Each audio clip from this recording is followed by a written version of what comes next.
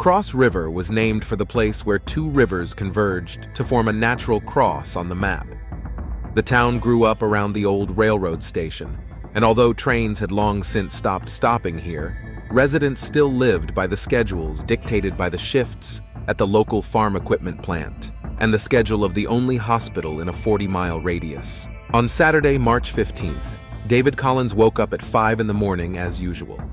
At 32, he was the owner of the most successful car dealership in town, which wasn't much of an accomplishment, considering he had only 2 competitors. But David didn't like to downplay his accomplishments. He had built the business from scratch, taking out a loan against his late parents' house, and in 7 years had turned a small site on the outskirts of town into a thriving enterprise with 12 employees. David was never late. He never forgot important dates. He never raised his voice without a good reason. These qualities made him a local celebrity, the type of man they said, "I wish my daughter had met someone like that." And Emily Harrison had. They met 2 years ago at a Christmas fair when Emily was looking for a gift for her nephew. David helped her pick out a toy car in his booth and didn't take any money, saying it was his contribution to the holiday cheer. Emily had thought at the time that such gestures only happened in movies. Now, as she prepared for breakfast at their shared house on Maple Street, Emily looked at the engagement ring David had put on her finger just 3 weeks ago. The wedding had taken place at the local Methodist church, and half the town had come to watch the ceremony. Reverend Carter said that in 30 years of ministry, he'd rarely seen a couple so suited to each other. "Coffee's ready," Emily said as David came down to the kitchen in his usual attire, ironed jeans and a polo shirt. Even on Saturdays, he dressed like he was going to a business meeting. Thank you, darling." David kissed her cheek and took the mug. He was always thankful for the little things, which at first seemed to Emily to be a display of good manners. "I'll stop by the salon for a couple hours today. I need to finish the paperwork on the new shipment. What are you planning?" Rachel wanted to come over and help sort through the wedding gifts. "We've got a whole bunch of them piled up in the guest room." David was silent for a moment, sipping his coffee. Emily knew that look. He was thinking about something. "Rachel's been spending a lot of time here lately," he said finally. "Not that I mind, but maybe you should spend more time making new acquaintances. Bill Henderson's wife just moved to town and she's looking for friends." "Rachel's been my best friend for 7 years, David, and she helps me out." Of course. I just think it's important to expand your social circle. Successful people surround themselves with successful people." He smiled his trademark smile that always appeared when he gave advice. "And Rachel, well, she's a nice girl, but librarian isn't a very ambitious career." Agreed. Emily felt a familiar discomfort. Over the 2 years of their relationship, she'd gotten used to David having an opinion on everything, and those opinions often sounded like instructions. "I'm a teacher, David. It's not Wall Street either, but you're working with kids, shaping the next generation. This is completely different." He came up behind her and put his hands on her shoulders. "I just want you to surround yourself with people who will help you grow. We're a team now, and our decisions affect each other." Emily nodded, but something inside her resisted. Rachel was the only person she could talk to about anything. Her doubts about teaching, the strange dreams that had begun to plague her after the wedding, the fact that sometimes she felt like she was playing a part in a play where she didn't know the text. At 9:30, David left for the salon, and Emily began to prepare the house for Rachel's arrival. She put on some music, something light and airy, what David used to call background noise, and felt the tension in her shoulders begin to ease. Rachel Thompson appeared at the door at 10 sharp, as they'd agreed. She had blonde hair, which she always gathered into a casual bun, and a habit of wearing long cardigans over everything. She had worked at the town library for 5 years now and knew all the gossip of Cross River better than the editor of the local paper.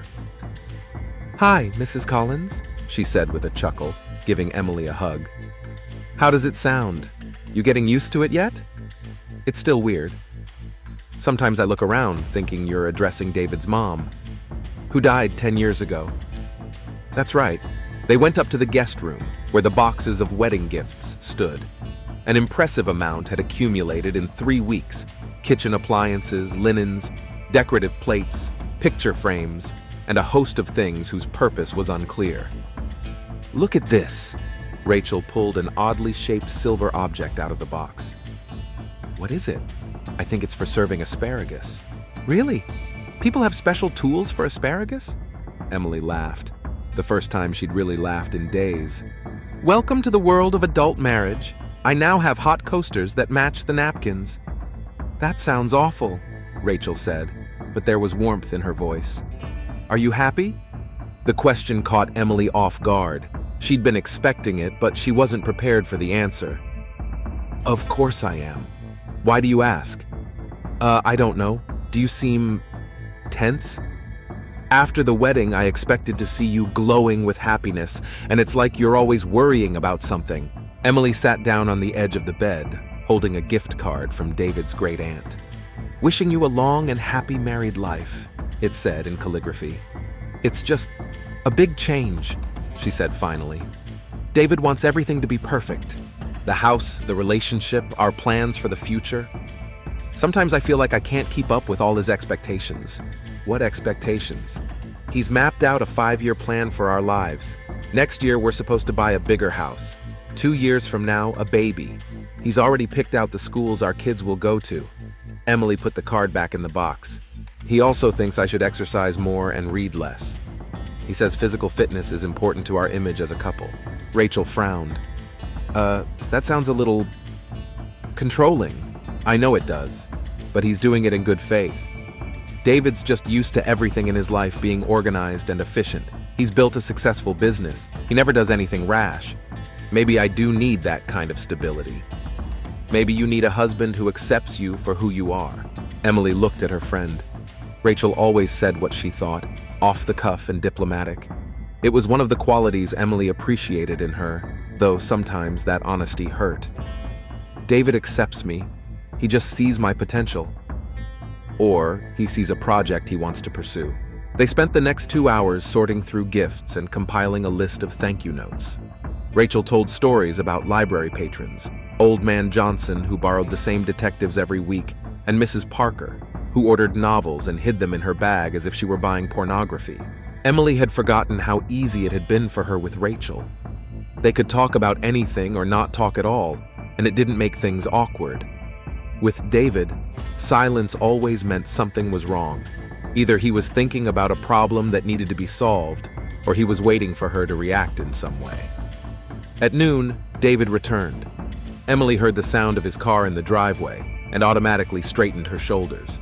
"Hi, ladies," he said, coming up to the room. "How's the gift-giving going?" "Almost done," Emily replied.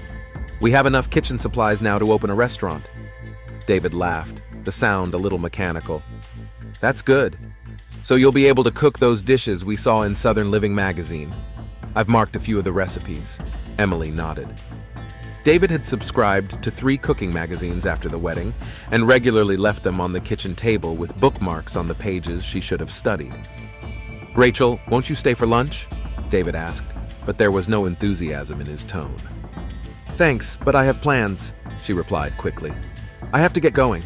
She hugged Emily, and for a second she smelled her shampoo, something floral and light. After Rachel left, the house seemed bigger and quieter to Emily. "She's a nice girl," David said over lunch, "but I've noticed she's not very ambitious. Working in a library at 30, it's a bit sad, don't you think? She loves her job. Loving your job is great, but it's also important to think about career advancement, financial stability. I'm not saying there's anything wrong with her, it's just..." He put his hand on her wrist.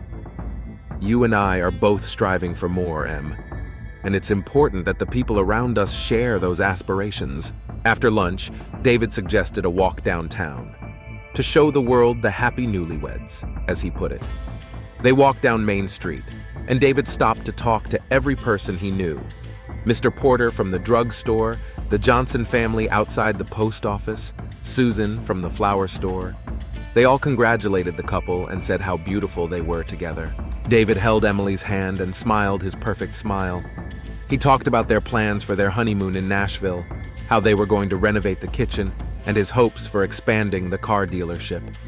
Emily nodded and smiled, playing her part as the happy wife, but a strange feeling was growing inside her. Like she was watching her life from the outside, like it was all happening to someone else. It had been 6 weeks since their honeymoon in Nashville, and Emily was still finding confetti in the pockets of the dress she'd worn to the wedding. She found another sequin as she went through her clothes in her closet, looking for something appropriate for school. Working at Cross River Elementary School was an island of stability for Emily in the ocean of change that marriage brought. The 4th grade kids didn't care if she chose the right dinnerware or if she went to the gym often enough. They just wanted to know why leaves change color in the fall and cheered when she read aloud to them after lunch. "Mrs. Collins, is it true that your husband is the richest man in town?"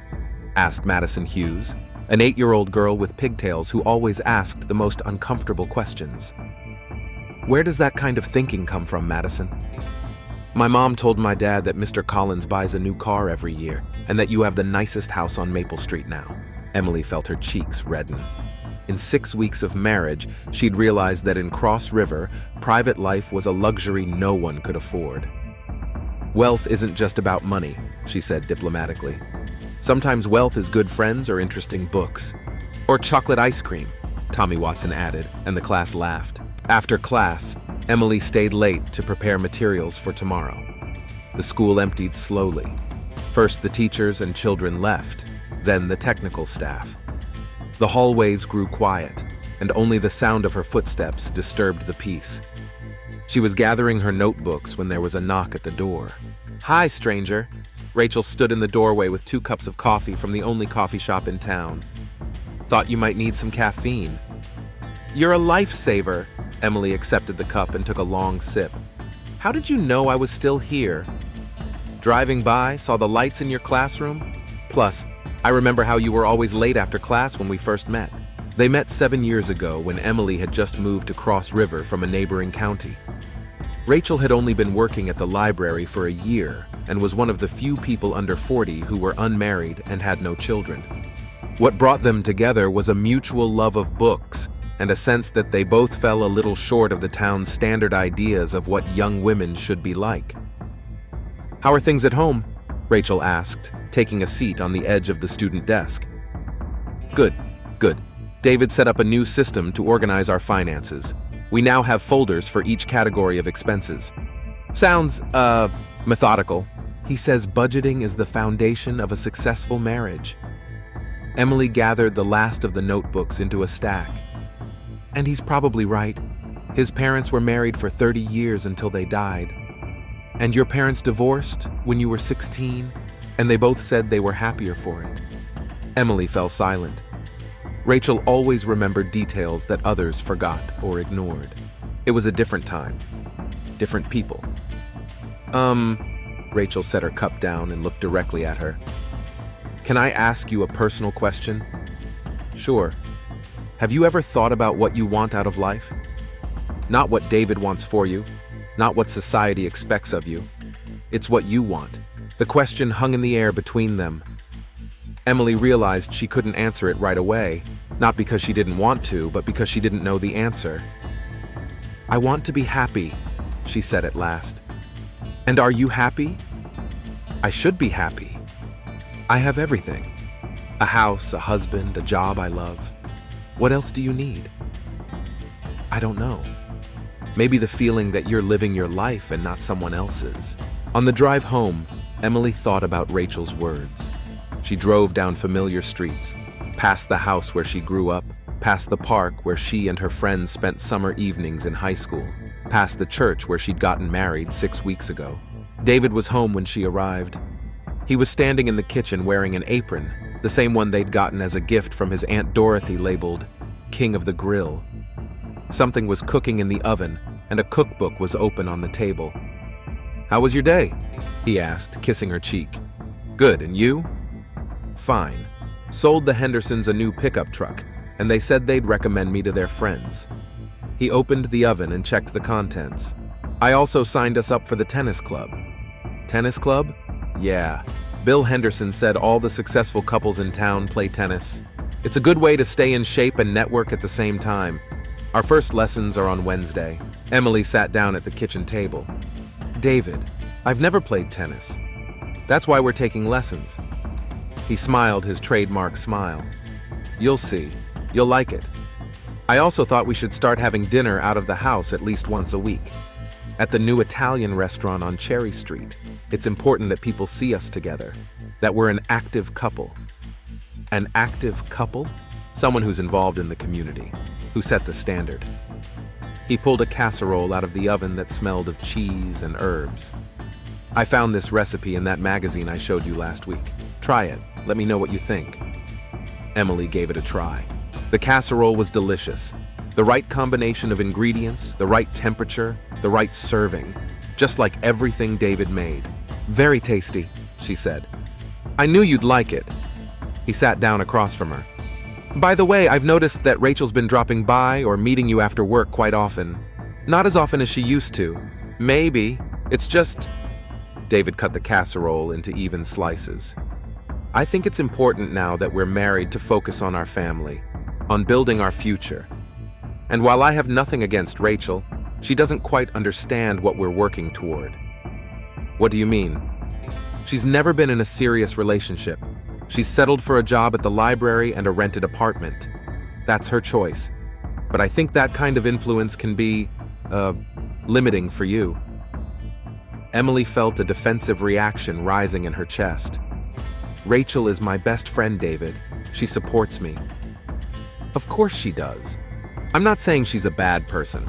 I just think right now you'd benefit more from spending time with people who understand our goals. Dr. Martin's wife, for example. Or Susan from the flower shop. She's built a successful business. What if I like spending time with Rachel?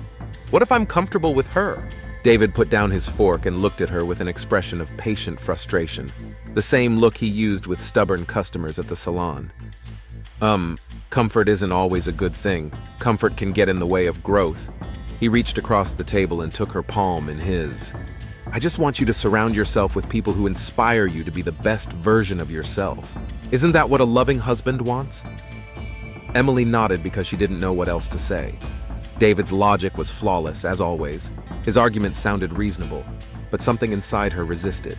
After dinner, they watched television in the living room. David chose a documentary about successful entrepreneurs, and Emily tried to read but couldn't focus on the text.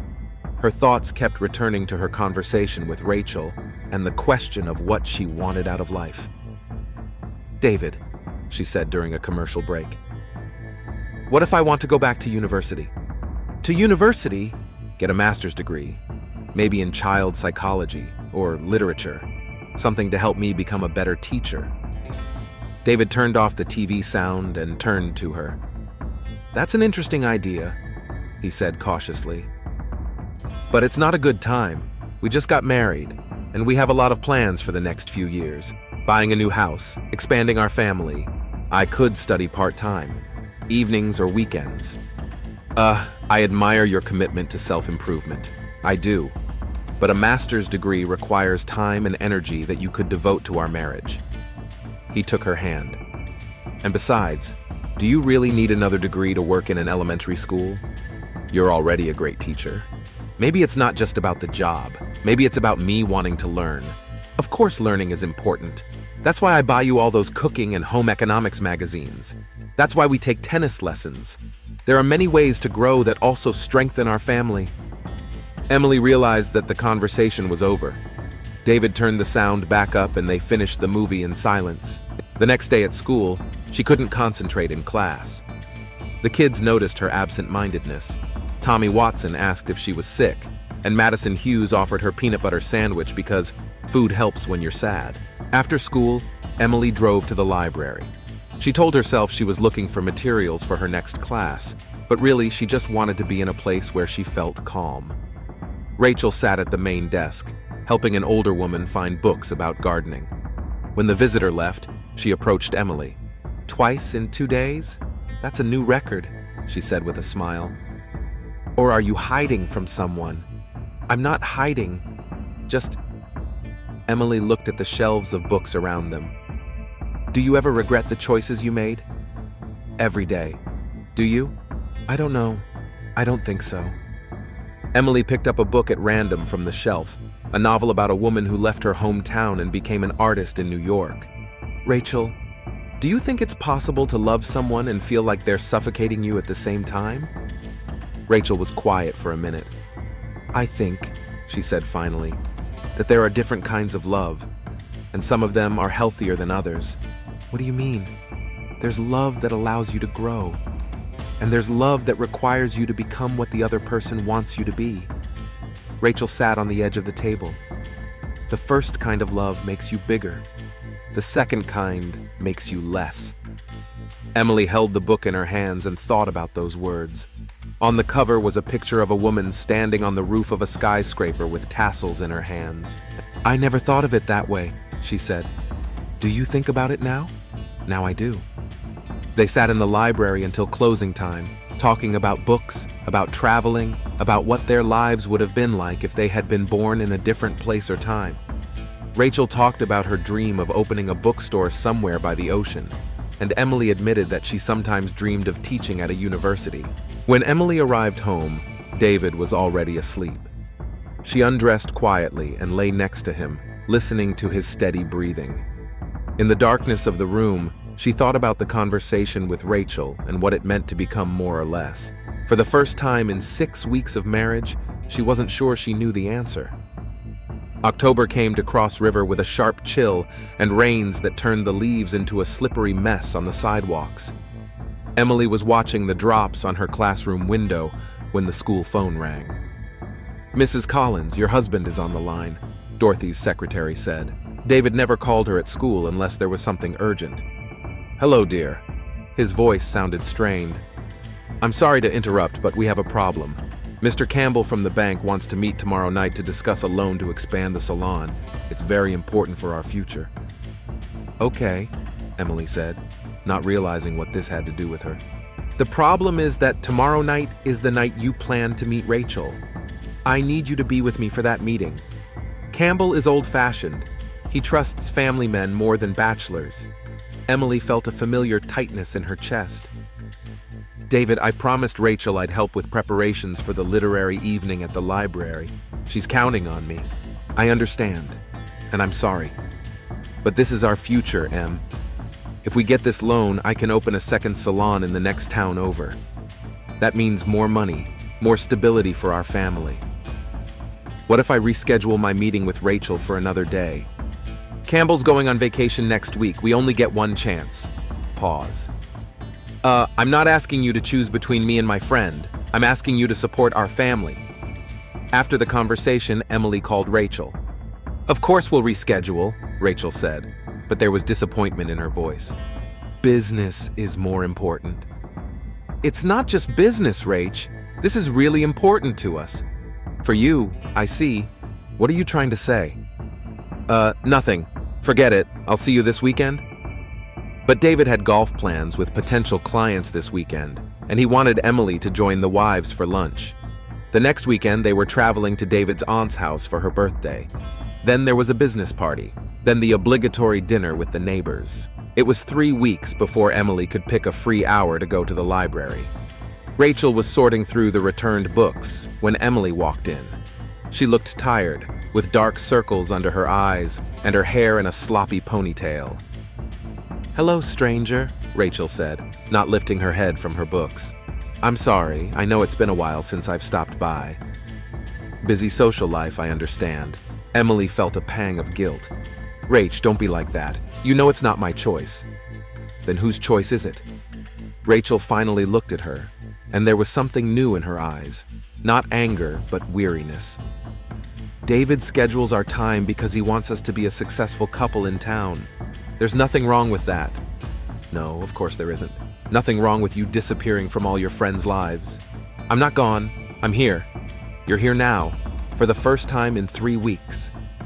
Rachel put the book back on the shelf more abruptly than necessary. Em, can you honestly tell me you're happy? The question hung between them in the silence of the library. Somewhere in the building, an old heater was humming and rain was falling outside the windows. Why does everyone keep asking me that? Emily said finally. Why can't anyone just accept that I have a good life? Because a good life and a happy life are not the same thing. What's the difference? Rachel put the books aside and turned fully toward her.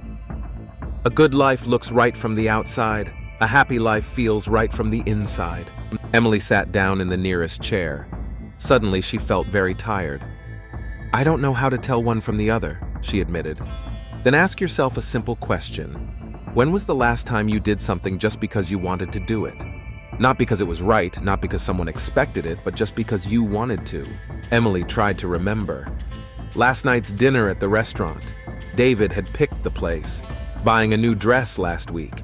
David had suggested the store and the style, even the book she'd read before bed, one of the ones David had marked as developmentally appropriate. I don't remember, she said quietly.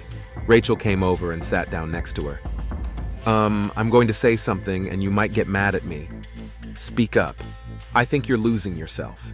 That Emily I knew for 7 years, who read poetry between classes, who could talk for hours about the importance of teaching kids to think critically, who dreamed of traveling and seeing the world. Where is she? She's grown up, became responsible. Or she's been forced to become something she's not. Emily stood up abruptly. Rachel, that's enough. David isn't forcing me to do anything. He's helping me become a better person.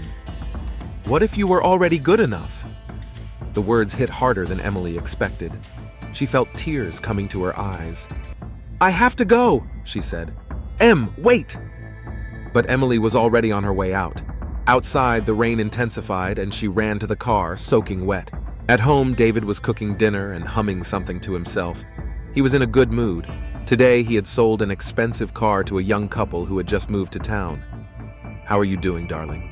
He asked, kissing her cheek. You're all wet. Went to the library. Oh, Rachel's, how is she?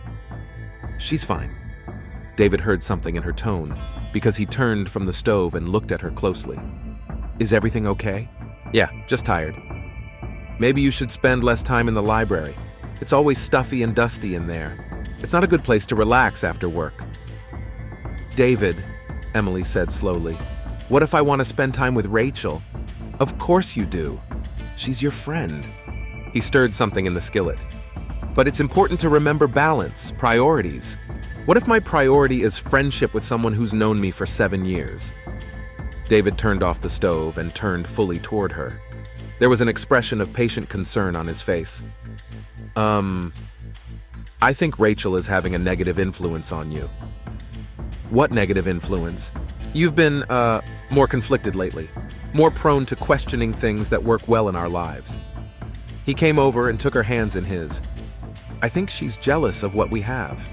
Rachel isn't jealous. How can you be sure of that? She's a single woman in her 30s who works in a library and lives alone. You're married, you have a stable family, a bright future. Of course, that might make her jealous. Or maybe she's just concerned about my happiness. And I'm not? There's resentment in David's voice. Everything I do for our happiness, for our future. And if one of your friends is making you question that, she's not making me question it. She's just asking questions. What kind of questions? Emily realized she couldn't answer honestly. Couldn't say that Rachel was asking if she was happy or the last time she did something for herself. The usual questions, about work, about life. David studied her face for a few seconds.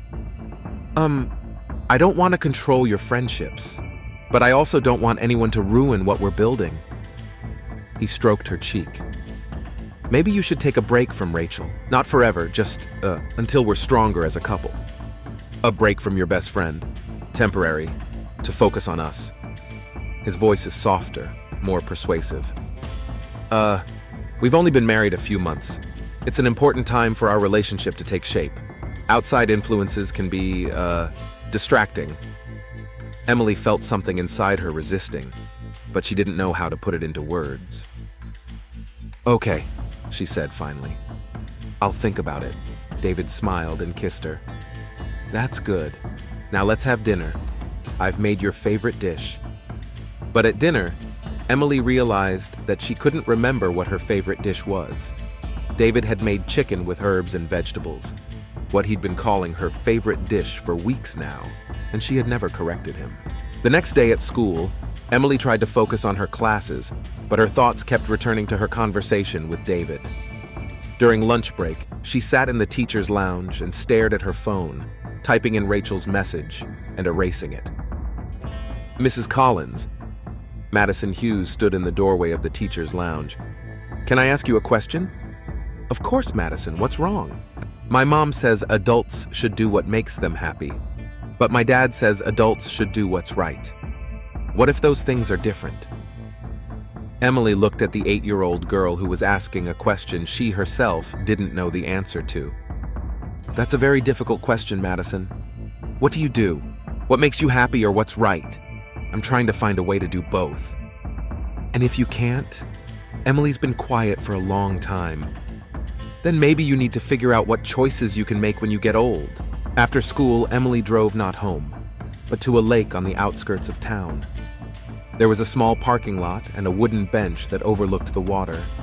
She'd come here often in her early years in Cross River when she needed to think. The lake was gray under a cloudy sky and the wind made small waves on the surface. Emily pulled out her cell phone and dialed Rachel's number. "Hi," Rachel said cautiously. "Hi, I'm sorry about yesterday. There's nothing to apologize for. Can we talk?" Sure. Where are you?" "By the lake. That's where we used to meet sometimes the first year we met." "I'll be there in 20 minutes. Rachel arrived in the old blue sedan she'd been driving since college. She sat down next to Emily on the bench, and for a while they just stared at the water. "David thinks you're a negative influence on me," Emily said finally. "What do you think?" "I don't know. Maybe he's right. Maybe I'm becoming too critical of things I should appreciate.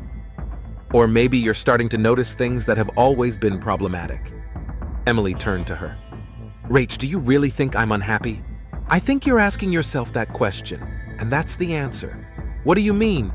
"Happy people don't question their happiness. They just live." A flock of ducks flew across the lake, and they both followed their flight with a glance. "David asked me to take a break from our communication," Emily said. "What did you tell him?" "That I'd think about it." "What do you really think about it?" Emily knew the answer, but she was afraid to say it out loud.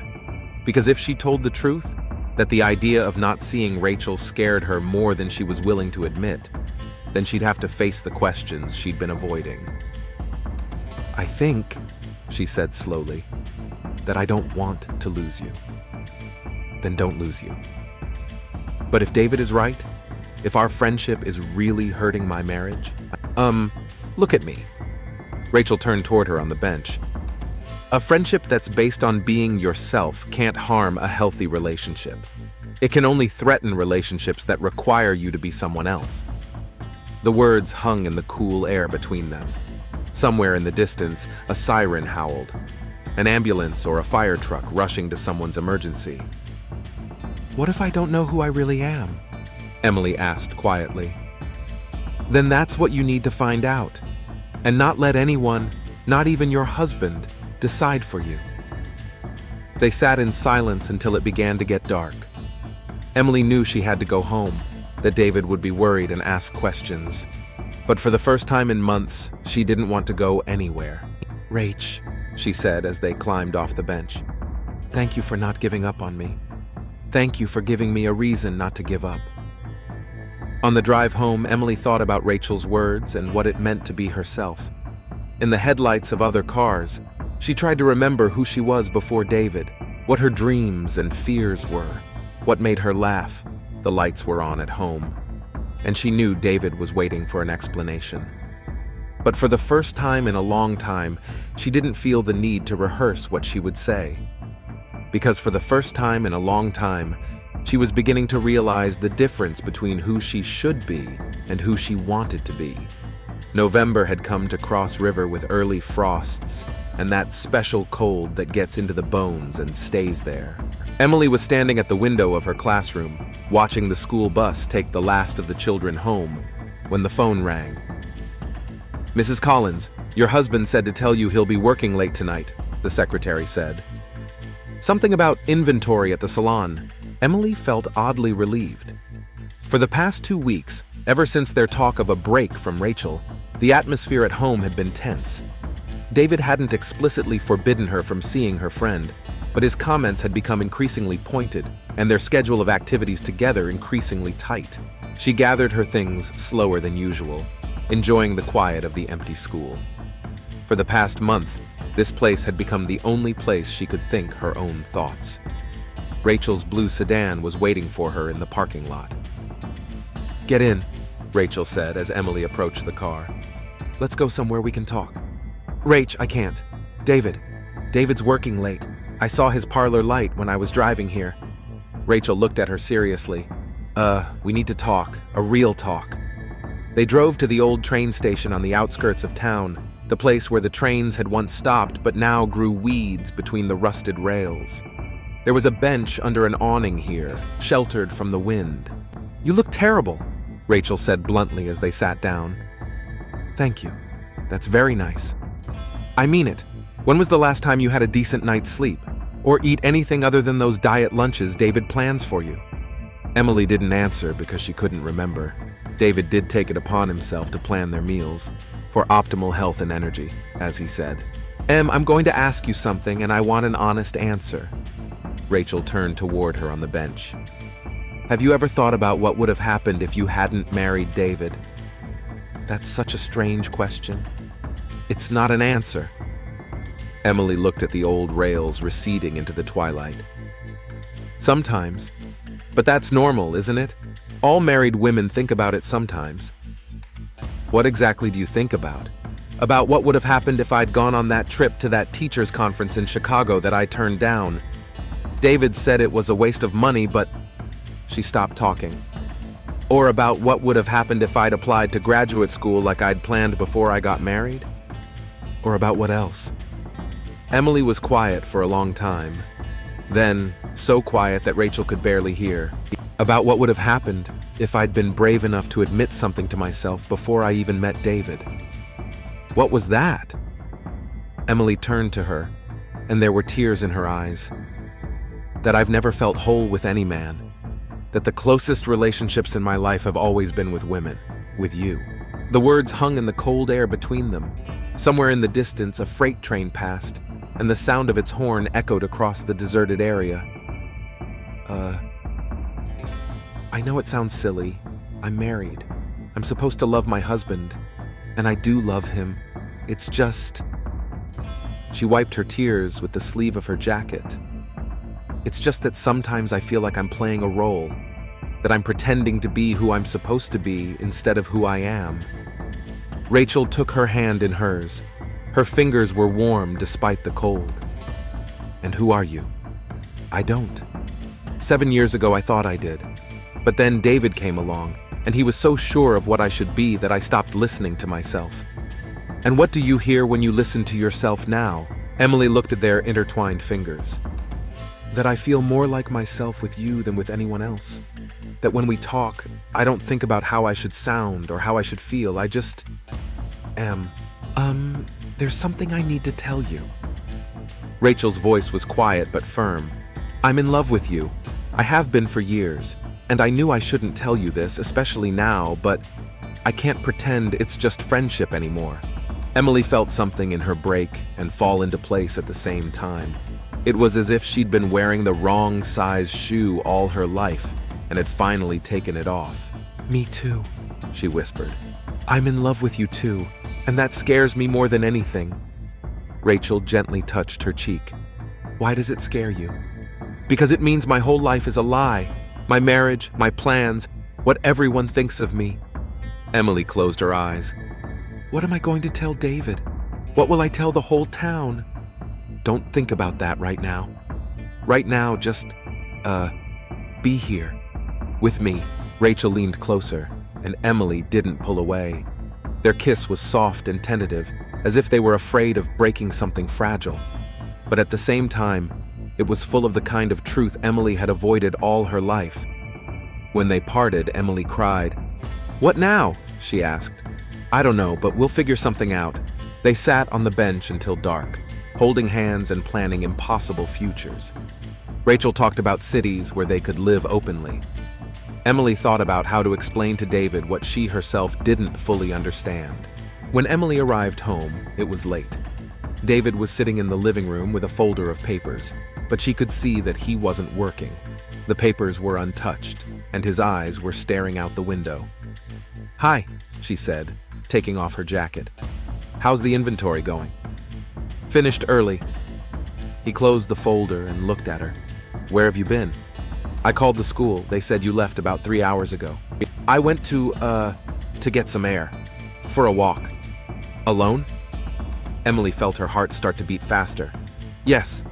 David stood up and walked toward her. There was a new tension in his movements. Bill Henderson called me an hour ago. Said he saw your car near the old railroad station, and another car nearby, a blue sedan." Emily realized she couldn't lie anymore. The fatigue of months of pretending came over her like a heavy blanket. "I was with Rachel." "That's what I thought." David's voice was calm, but something had changed in his eyes. "After all our talks about how important it is to focus on our marriage, you're still seeing her secretly." "We were just talking." "About what?" "About life." "Oh, things that are bothering me." "What things? What's bothering you so much that you can't talk to your husband about it?"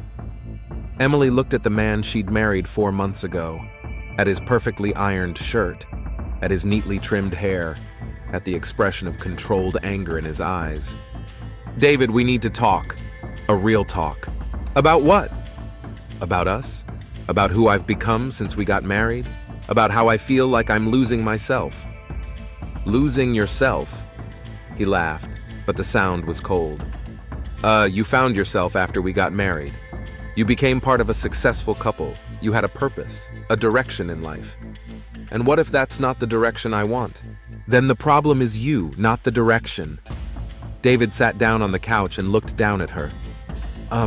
I think Rachel is poisoning your mind against me, against our marriage." "She's not poisoning. She's just helping me understand how I feel." "And how do you feel?" Emily knew that this was the moment of truth, that the words she spoke now would change everything forever. "I feel like I'm in love with her," she said quietly. The silence that followed was absolute. David sat as still as a statue, and only something in his eyes became sharper, more dangerous. "What did you say?" "I said I'm in love with Rachel, and I think I've always been in love with women, not men." David stood up slowly.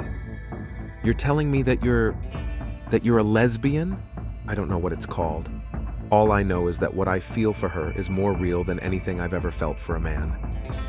Including me." "David, including me." He said each word separately, like hammer blows. "I didn't mean to hurt you." "Didn't mean to hurt you." David's voice rose. "You married me knowing you didn't love me?" "I thought I did. I wanted to love. I tried." "You tried?" He stepped closer, and Emily felt fear for the first time. "I spent 2 years courting you. I planned our future. I told the whole town what a perfect wife you were. And you, were you playing a game with me?" "It wasn't a game. I was really trying to be what you wanted me to be." "And now what? Now you want a divorce so you can run around town with this librarian?" "I want to be honest. With you and with myself." "Honest?" David laughed, and the sound was scary. Do you realize what you've done to me? To my reputation? What will people say when they find out my wife left me for a woman?" "David, please. They'll think I'm a loser, that I couldn't satisfy my own wife, that I was so bad in bed that I drove her to lesbianism." "That's not how it works." "How does it work, Emily? Explain to me how it works." He grabbed her by the shoulders. "Explain how my wife suddenly decided she preferred women.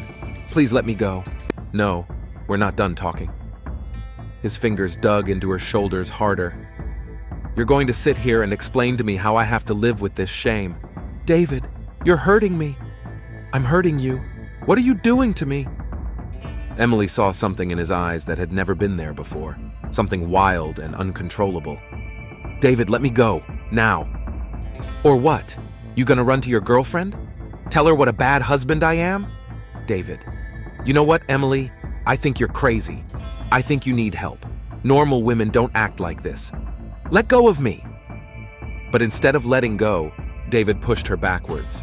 Emily lost her balance and fell onto the coffee table. The corner of the table hit her back and she cried out in pain. "Look what you made me do," David said, looking down at her. "This is your fault. It's all your fault."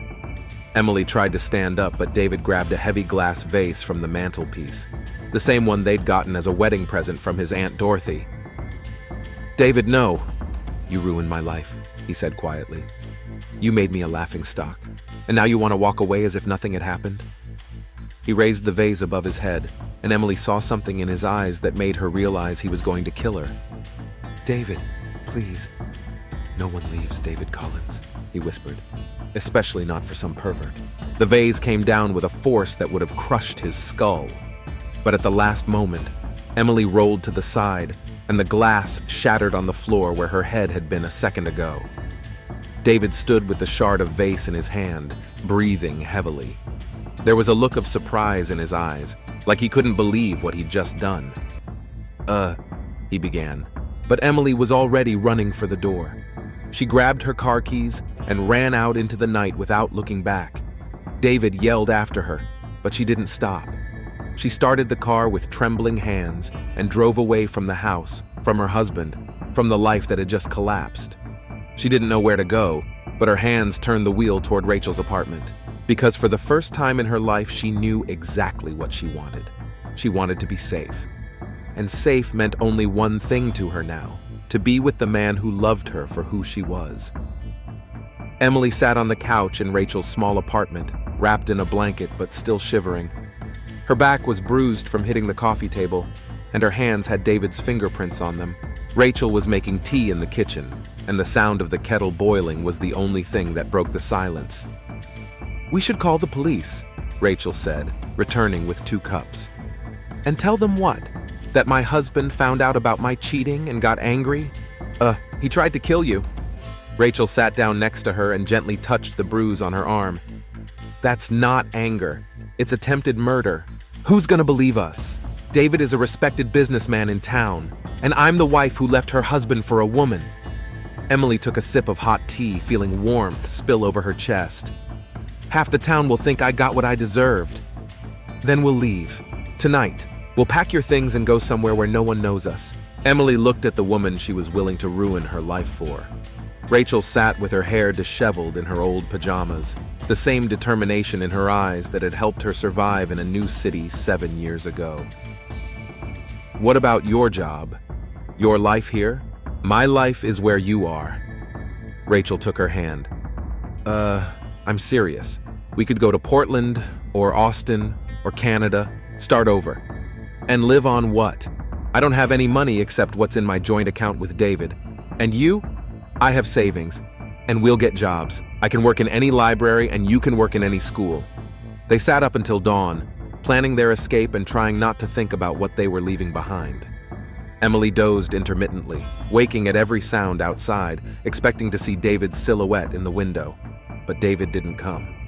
At 7 a.m., Rachel's cell phone rang. "Miss Thompson? This is Detective Sarah Wilson from the Cross River Police Department. I need to speak to you." Rachel looked at Emily with consternation. "About what?" "Your friend, Emily Collins." Her husband filed a missing persons report. An hour later, Detective Wilson stood in the doorway of Rachel's apartment. She was a woman of about 45, with gray hair and the tired eyes of someone who had seen too much human cruelty. "Mrs. Collins," she said as Emily opened the door, "your husband is very worried. He says you left the house last night after an argument and never came back." "Did he say there was an argument?" "He said you had a fight about finances because you wanted to spend money on things you didn't need." The detective studied Emily's face. "He also mentioned that you'd been acting strange lately, that you have mental health issues." "Of course he did," Rachel muttered. "And you, Miss Thompson, how long have you known Mrs. Collins?" 7 years. We're best friends." "Mr. Collins mentioned that you were a negative influence on his wife, that you were turning her against him." Emily felt the old anger rising in her chest. Even after the attempted murder, David was managing to control the narrative. "Detective," she said slowly, "what exactly did my husband tell you? That you were upset about money matters?" that you accused him of controlling your finances, that he tried to explain his position, but you became hysterical and ran out of the house. And you believed him? So far, I have no reason not to. Detective Wilson sat in the chair across from the couch. But I'd like to hear your side of the story. Emily looked at Rachel, then back at the detective. What if my version is very different from his? Then I'll have to figure out where the truth lies. He tried to kill me. The words hung in the air of Rachel's living room. Detective Wilson didn't change in her face, but something in her posture became more attentive. Tell me more about it, and Emily did. About the control, about the gradual isolation from her friends, about how David planned every aspect of their lives, about her feelings for Rachel and how she confessed to her husband, about how he grabbed her by the shoulders, pushed her onto a table, and tried to kill her with a vase. Do you have any injuries? The detective asked. Emily showed the bruises on her arms and turned around to show the mark on her back. Those bruises could have come from a fall, Detective Wilson said cautiously. And there were no witnesses to the attempted murder. So you don't believe me? I'm saying it's going to be hard to prove. Your husband has a good reputation in the city. He has no record of domestic violence, and you... She stopped talking. I have what? You have a motive to lie. If you want a divorce, domestic violence charges can help in the division of assets. Rachel stood up abruptly. Are you serious? You think she's making all this up? I think family conflicts are rarely black and white, the detective replied. Especially when there's an unconventional relationship involved. Unconventional relationships. Emily realized from her tone that the detective knew how she felt about Rachel. David must have mentioned that too, presenting it as evidence of her mental instability. What are you going to do? Emily asked. I'm going to talk to your husband again. I'll examine the scene. If I find evidence that supports your story, and if you don't, then I suggest you see a family counselor and try to resolve your issues peacefully. After the detective left, Emily and Rachel sat in silence. She doesn't believe us, Emily finally said. It's not over yet. Maybe she'll find something in the house. David's smart, Rach. By the time she gets there, he'll have cleaned it up. Maybe even buy a new vase to replace the broken one. And what are we doing? Emily stood up and walked over to the window. It was a normal cross-river day outside. People going to work, kids riding buses to school, life going on as if her world hadn't fallen apart during the night. I don't know, she said honestly. At 1 o'clock, Detective Wilson called again. I've looked around your house, she said. There were no signs of a struggle or broken glass. Your husband explained that you may have hit yourself in a fall when you were running away in hysterics. Of course there was. Mrs. Collins, your husband is willing to drop the missing persons report and not press charges for car theft if you come home and agree to couples therapy. And if I don't, then you may have to answer for car theft and theft of joint property. Emily realized that David was one step ahead again. He'd turned her into a fugitive and himself into a caring husband, trying to help his mentally ill wife. I need time to think. You have until tomorrow. That evening, Emily and Rachel drove to the lake, the same place where it had all started a month ago. They sat on a bench in the thickening dusk and stared at the dark water. Maybe I should go back, Emily said. Try to resolve things in a civilized way. File for divorce through a lawyer. He tried to kill you. But there's no way to prove it. And if I stay here, I'm putting you in danger. Me? You saw the way he was yesterday. You think he's just gonna forget that you stole his wife? Rachel's been quiet for a long time. So, we're really leaving? Are you willing to drop everything for me? Rachel turned to her on the bench. 7 years ago, I fell in love with a woman who was too scared to admit who she was. I waited, hoping that someday you'd be ready. And now that you're ready, you think some move is gonna stop me. What if we're wrong? What if what we have between us is just a reaction to my problems with David? Then we'll figure it out. But we'll figure it out together. They kissed by the lake, under the stars that were beginning to appear in the November sky. And for the first time in days, Emily felt something resembling peace. But when they got back to the car, David was waiting for them. He was standing leaning against his pickup truck, parked next to Emily's car. In the headlights, she saw that he was holding something in his hand, a baseball bat. "Hey, honey," he said calmly. "It's time to go home." "David," Emily felt Rachel tense up beside her. "How did you find us? I know all your favorite places. Remember, I studied you for 2 years before I proposed." He stepped out of the shadows and Emily saw his face. It was calm, almost serene, but his eyes were like a dead man's. "And you, Rachel, how are you doing? Enjoying destroying someone else's family?" "David, go away," Rachel said, stepping between him and Emily. "Emily doesn't want to be with you anymore." "Who's asking what Emily wants?" He laughed. "Emily doesn't know what she wants. She's confused. She needs help." "The only thing I'm confused about is how I couldn't see what you're really like," Emily said, finding her courage. "What am I?" "Sick, controlling, dangerous." "Dangerous?" David picked up the bat and examined it in the headlights. "I'm just a man who protects his family, who won't let a pervert ruin his life." "We're leaving," Rachel said, "and you can't stop us. We'll see about that." David moved forward and Rachel pushed Emily aside just as the bat whistled through the air. The blow hit Rachel's shoulder and she fell to her knees with a cry of pain. "Rachel!" Emily rushed to her, but David grabbed her by the hair. "Now you'll see what happens to people who come between husband and wife," he hissed, raising the bat again. But this time Rachel was ready. Despite the pain in her shoulder, she grabbed a rock from the ground and hurled it at David. The rock hit him in the temple and he staggered back, letting go of Emily. "Run!" Rachel yelled. "To the car!" They ran, but David recovered faster than expected.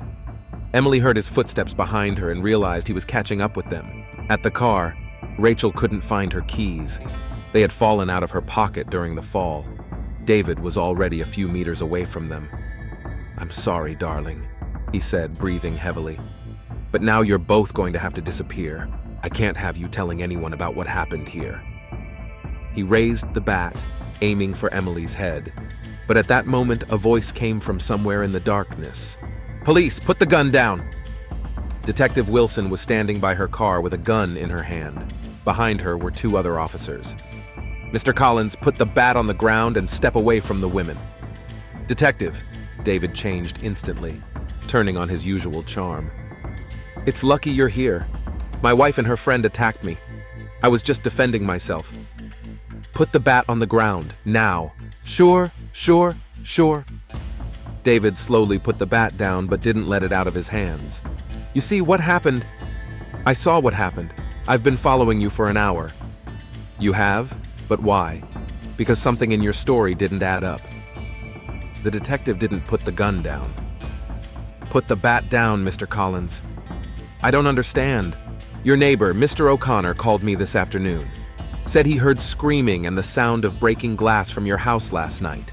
And when I came back with a search warrant, I found shards of glass in a crevice under the couch.